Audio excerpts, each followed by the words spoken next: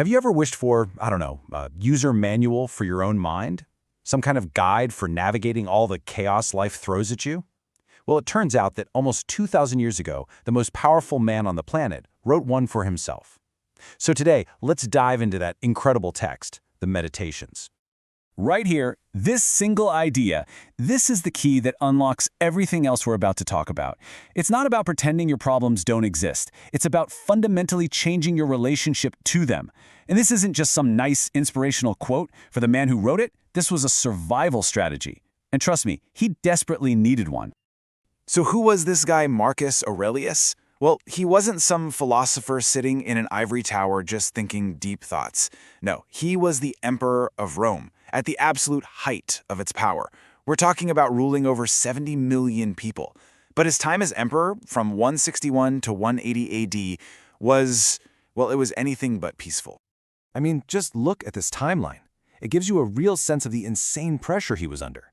You've got constant war on multiple fronts, a plague, a pandemic that might have killed a third of the entire population. And then, as if that weren't enough, a betrayal by his most trusted general. You have to remember, the Meditations was never meant to be a book. It was his private journal, his notes to himself on how to simply endure this relentless storm. So how in the world did he cope? He turned to a philosophy that had actually been around for centuries, Stoicism. But Marcus shaped it into something incredibly practical. You can almost think of it as a kind of mental operating system, an OS for your brain, designed to build resilience and keep your inner peace no matter what chaos is happening on the outside. And the core of this whole operating system is one simple, powerful idea called the dichotomy of control. It's all about dividing everything in your life into two columns. On the left, you've got the things you have complete control over: your thoughts, your opinions, your actions, your character. And on the right, literally everything else. What other people do, what they think of you, your reputation, even your own health, the past, the future. The big Stoic insight is that all of your energy, 100% of it, should be focused on that left column. Why? Because that's the only place you can actually change anything. Okay, so what about all that stuff in the right column, the things you can't control? The Stoics had a practice for that too, and it's called Amor, Fati. It means a love of fate. Now, this isn't about being a passive doormat. It's an active, conscious choice to treat every single obstacle not as something to just put up with, but as something to welcome. So you get stuck in traffic? That's not a disaster. It's an opportunity to practice patience. A project you're working on fails. It's a chance to learn resilience. You see the shift? So let's look at how this philosophy goes from just an idea to something you can actually use. What makes the meditation so powerful is that we get to see Marcus applying these concepts in real time. He's not preaching to us, he's reminding himself, he's coaching himself through the challenges of his day, right there on the page. You can really feel his focus in this passage. When he talks about acting with unfeigned gravity, he's telling himself to approach his tasks with real, genuine seriousness. No faking it. He's pulling all his attention away from the giant, uncontrollable Roman Empire and focusing it back on the one thing he can control. Am I doing my duty with character right here, right now? And this gives us a brilliant modern takeaway. For you and me, this just means focusing on doing our job well, or being a good parent, or a good friend, and acting with integrity, not because you're going to get a promotion or because someone will praise you for it, but because it's the right thing to do. The outcome? That's in the other column. The action? That's in ours.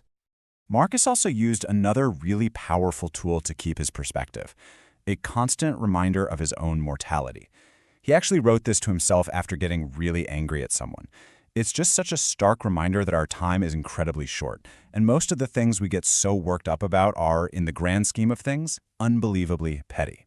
And this quote is just one part of a bigger toolkit of mental exercises you find in the Meditations. For instance, he practiced something called negative visualization, not to be morbid, but to really appreciate the things he had right now. He used the view from above, imagining himself looking down on all of Rome from the stars, which helped shrink his problems down to their proper size. And of course, memento mori, remember you will die. That was his ultimate tool for figuring out what truly mattered. So, you might be thinking, okay, this is all fascinating history, but it's 2,000 years old. What does any of this have to do with my life? And the answer is everything.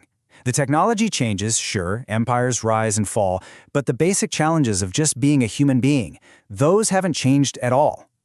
In fact, Stoicism's influence is kind of hiding in plain sight today.